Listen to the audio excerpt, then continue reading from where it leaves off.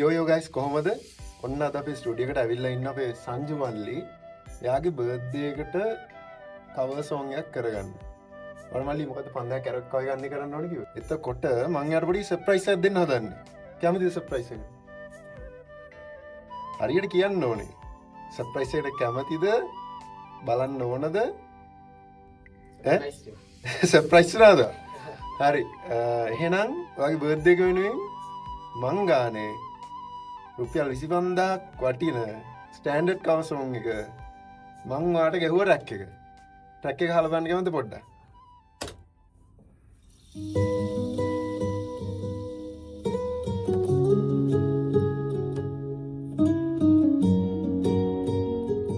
මොකද හිතන්නේ?